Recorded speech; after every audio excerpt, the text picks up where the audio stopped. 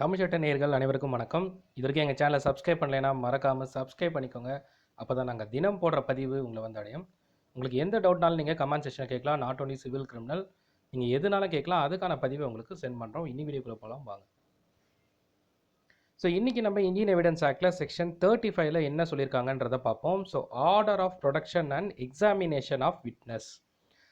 இந்த செக்ஷன் 135லேருந்து 166 வரைக்கும் இது எல்லாமே வந்து விட்னஸை எக்ஸாமினேஷன் பண்ணுறதுக்காக என்னெல்லாம் தேவைப்படுகிறது அதனுடைய டீட்டெயில்ஸ் ஃபுல்லாகவே இந்த செக்ஷன்ஸில் இருக்கும். ஸோ இந்த ஒவ்வொரு செக்ஷனையும் நம்ம அதில் என்னென்னலாம் கொடுத்துருக்காங்கன்றத டீட்டெயில்டாக இந்த செக்ஷன்ஸ் ஒவ்வொன்றா நம்ம பார்க்கலாம். ஸோ இன்றைக்கி இதில் வந்து order for production and examination of witness. So first நம்ம ஆல்ரெடி 131 அண்ட் 130லாம் பார்த்துருக்கோம். நீதிமன்றத்தில் எப்போ வந்து டாக்குமெண்ட்டை தாக்கல் செய்யறதுக்காக அந்த ஆர்டரை வந்து தட் இஸ் வந்து சம்மன் இஷ்யூ பண்ணுவாங்க. இதில் வந்து 2 வகையான விஷயங்கள் இருக்குது. அதாவது சிவில் ப்ரொசீடிங்காக இருந்தாலும் சரி, கிரிமினல் ப்ரொசீடிங்காக இருந்தாலும் சரி. ஸோ இரண்டுக்கும் அதன் உட்கருத்து வந்து என்னென்னு பார்த்தீங்கன்னா, சிபிசியில் என்ன ப்ராசஸ் கொடுத்துருக்காங்களோ அதை வந்து சிபிசி சிவில் கேஸில் வந்து ஃபாலோ பண்ணுவாங்க. அண்ட் தென் வந்து சிஆர்பிசியில் என்னென்னலாம் செக்ஷன்ஸில் எப்போல்லாம் இதுக்கான தாக்கல் பண்ணணும்னு சொல்லி அதுக்கான நேரிடும் போது அதற்கான அந்த ப்ரொசீஜரை ஃபாலோ பண்ணி கிரிமினல் வழக்குக்கு யூஸ் பண்ணுவாங்க. இது ரெண்டுத்துலேயுமே இல்லாதப்போ எந்த ஒரு ப்ரொசீஜரும் அதுக்கு மேட் அவுட் ஆகலை. இப்போ வந்து ஒரு கேஸோட சர்க்கம்ஸ்டன்ஸ் வந்து எந்த ஸ்டேஜில் இருக்கோ அப்போ அந்த ஸ்டேஜில் அதுக்கான மேட் அவுட் ஆகாத போது அப்போது என்ன பண்ணுவாங்கன்னா ஜட்ஜு வந்து இனிஷியேட் பண்ணுவார். இல்லை ஒருவேளை இந்த கேஸுக்கு சம்மந்தப்பட்ட வேறு எந்த ஆக்டில் அதுக்கான ப்ரொவிஷன் இருக்கோ அந்த ப்ரொவிஷன் பிரகாரம் அந்த டாக்குமெண்ட்டை சப்மிட் பண்ணுறதுக்கான அந்த பர்டிகுலர் ப்ரொசீஜர் வந்து ஃபாலோ பண்ணப்படும்.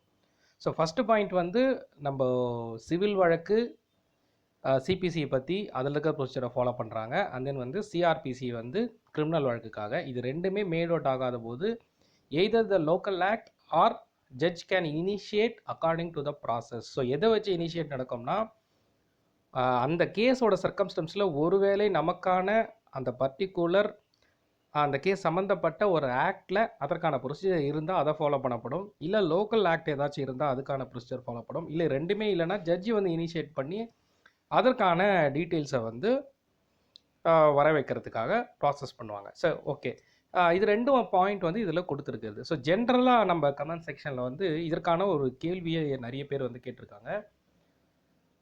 டாக்குமெண்ட்டை ஒருவேளை ப்ரொடியூஸ் பண்ணிட்டோம், இப்போ ஒரிஜினல் டாக்குமெண்ட் வந்து எப்போ வந்து கேட்பாங்க, ஒருவேளை ஒரிஜினல் டாக்குமெண்ட் வந்து கோர்ட்டில் சமர்ப்பிச்சிட்டோம் அதை வந்து எப்போ வந்து திரும்பி வாங்குறது, ஸோ இதுக்கு வந்து என்ன செய்கிறதுன்னு கேட்டிருக்காங்க.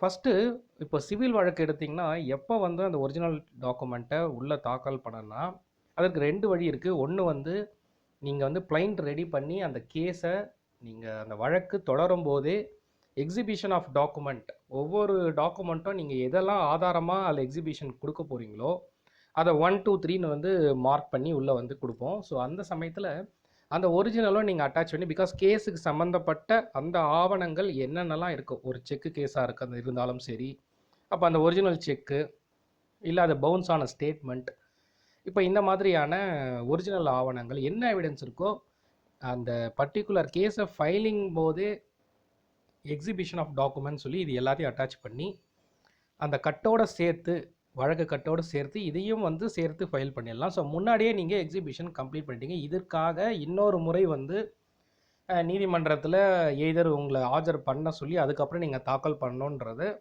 அவசியம் இல்லாமல் இமீடியட்டாக அந்த ஒரு செட் ஆஃப் டாக்குமெண்ட் இருக்கும்போது ஒரு பர்டிகுலர் வாய்தா டிலே வந்து இல்லாமல் அதை நம்ம சரி செஞ்சிடலாம். முன்னாடியே செய்யும்போது அதுலேருந்து தப்பிச்சிடலாம். ஒருவேளை வந்து நீங்கள் முன்னாடியே சமர்ப்பிக்கலை, அப்போ அந்த நீதிமன்றத்தில் வழக்கு போயிட்டு இருக்கும்போது ஜட்ஜி வந்து கேட்குறாரு, இந்த பர்டிகுலர் ஆவணங்களை வந்து நீங்கள் சப்மிட் பண்ணுங்கள் during the examination of witness. And then வந்து எதிர்த்தரப்பினரையும் எதிர்த்தரப்பில் டிஃபெண்டண்ட்டை விசாரிக்கும் போதும் இந்த ஆவணம் தேவைப்படுதுன்னு சொல்லி அவர் அந்த பர்டிகுலர் ஸ்டேஜ் ஆஃப் கேஸ் வரும்போது ஆர்டர் பண்ணார்னா ஒருவேளை அந்த சமயத்தில் கூட இந்த டாக்குமெண்ட்டை சப்மிட் பண்ணலாம். இப்போ இந்த 2 வழியில் வந்து சப்மிட் பண்ணுறோம். அடுத்த கொஸ்டின் சப்ஸ்கிரைபர்ஸ் என்ன கேட்டிருக்காங்கன்னா, எப்போ வந்து இந்த சப்மிட் பண்ணதை திரும்ப வாங்கலாம். இப்போ நீங்கள் கிரிமினல் வழக்கில் பார்த்தீங்கன்னா டிஸ்போசல் ஆஃப் டாக்குமெண்ட்ஸ், அதே மாதிரி சிவில் வழக்குலையும் பார்த்தீங்கன்னா, ஒரு டாக்குமெண்ட்டை உங்களுக்கு எப்போ தேவையோ, அதுக்கான பெட்டிஷன் வந்து நீதிமன்றத்தில் நம்ம ஃபைல் பண்ணோம். ஸோ நமக்கே வந்து தெரியும், அந்த கேஸோட ஸ்டேஜ் என்ன, எப்போ வந்து இந்த கேஸுக்கான அந்த விட்னஸ் தேவை, தட் இஸ் வந்து அந்த எக்ஸாமினேஷன் இருக்கு இல்லையா, அந்த டிஃபெண்டோட அண்ட் தென் வந்து விட்னஸ் எக்ஸாமினேஷன் இது எல்லாமே முடிஞ்சாச்சு. இப்போ வந்து ஸ்டில் வந்து ஜட்ஜ்மெண்ட்டுக்காக கேஸ் வெயிட்டிங்கில் இருக்குது. பட் தேவையான அந்த எக்ஸாமினேஷனுக்கு அந்த டாக்குமெண்ட் எதுக்காக நம்ம சப்மிட் பண்ணணுமோ அதோட வேலை முடிஞ்சிடுச்சுன்னு தெரியும் போது கண்டிப்பாக நம்ம பெட்டிஷனை வந்து தாக்கல் செய்யலாம். ஸோ தாக்கல் செஞ்சு ஜட்ஜுக்கிட்ட அப்ரூவல் வாங்கிட்டோம்னா இமீடியட்டாக அந்த ஒரிஜினல் டாக்குமெண்ட்டை நம்ம ரிலீஸ் பண்ணி வாங்கிடலாம். ஸோ டிஸ்போசல் ஆஃப் டாக்குமெண்ட் நீங்கள் கிரிமினல் வழக்கில் கொடுத்தா இருந்தாலும் சரி, இல்லை சிவில் வழக்கில் கொடுத்துருந்தாலும் சரி, அந்த டாக்குமெண்ட்டை டிஸ்போஸ் பண்ணி வாங்கிக்கலாம். ஏன்னா முன்னாடியே நம்ம எக்ஸிபிஷனுக்காக சப்மிட் பண்ணாலும் சரி, இல்லை இன்பிட்வீன் நான் இன்னொரு ஆப்ஷன் சொன்ன மாதிரி ஜட்ஜி வந்து அதை கேட்டதுக்கப்புறம் நீங்கள் சப்மிட் பண்ணாலும் சரி, அந்த வழக்கை அந்த சர்க்கம்ஸ்டன்ஸ் முடிஞ்சதுக்கப்புறம் பிட்டிஷன் ஃபைல் பண்ணி அந்த டாக்குமெண்ட்டை வாங்கலாம். ஸோ இதுதான் இந்த ஆப்ஷன்ஸ் மூலிமா அந்த டாக்குமெண்ட்டை நீங்கள் ரிட்ரைவ் பண்ணிக்கலாம். பட் ஆனால் நீங்கள் கேஸ் வழக்கு நடந்துட்டு இருக்கும்போது உங்கள் தேவைக்காக இமீடியட்டாக வாங்கணும்னு சொன்னால் ஜட்ஜி சாட்டிஸ்ஃபேக்ஷன் ஆனால் மட்டும்தான் அதை வந்து ரிலீஸ் பண்ண முடியும். அது இல்லைன்னா ரிலீஸ் பண்ணுறது டைம் எடுக்கும். அப் டு அந்த ட்ரையலில் தேவையான சர்க்கம்ஸ்டன்ஸ் முடிஞ்சதுக்கு அப்புறம் மட்டும்தான் அதை வந்து ரிலீஸ் பண்ண முடியும். ஸோ இது வந்து ஜென்ரல் கொரீஸ்க்கான கேட்டிருந்த டவுட்டுக்கு நான் ஆன்சர் பண்ணியிருக்கேன். ஸோ இப்போது இதில் கொடுத்துருக்க 2 ஆப்ஷன்ஸில் ஒன்று வந்து நம்ம பார்த்துட்டோம், சிபிசிக்கு என்ன ப்ரொசீஜர். நான் ஜஸ்ட்டு ரீகால் பண்ணுறேன். ஸோ ஒன்று வந்து டாக்குமெண்ட்டை நீங்கள் பிளைண்ட்டு முன்னாடியே போடும்போது சப்மிட் பண்ணாலும் சரி, இல்லை இன்பிட்வீன் பண்ணாலும் சரி, அதை திரும்பி வாங்கிறதுக்கான ப்ரொசீஜர் சிவிலில் பார்த்துட்டோம். ஸோ கிரிமினல் வழக்கில் நீங்கள் முன்கூட்டியே பண்ணாலும் சரி, இல்லை ஆதாரம் அந்த ஸ்டேஜ் வரும்போது ஒருவேளை சில டாக்குமெண்ட் நம்ம மிஸ் பண்ணியிருக்கலாம், அந்த ஸ்டேஜ் வரும்போது அதற்கான டாக்குமெண்ட்டை சப்மிட் பண்ணாலும் சரி. ஸோ இந்த ஆர்டர் ஃபார் ப்ரொடக்ஷன்றது அதற்கான அர்த்தம் என்னென்னா, ஒருவேளை வந்து உங்ககிட்டயோ இல்லை விட்னஸ்கிட்டயோ இருக்க டாக்குமெண்ட்டை கொண்டு வரணும்னு சொல்லும்போது அந்த விட்னஸ் வந்து அந்த டாக்குமெண்ட்டை கொண்டு வரணுதுக்கு டியூரிங் த சம்மன் அப்போ ப்ரொடக்ஷன் ஆஃப் டாக்குமெண்ட் இந்த பர்டிகுலர் ஆவணங்களை நீங்கள் கொண்டு வரணுன்றதையும் அந்த விட்னஸை கால் பண்ணும்போது அந்த சம்மனில் வந்து இஷ்யூ பண்ணியிருப்பாங்க.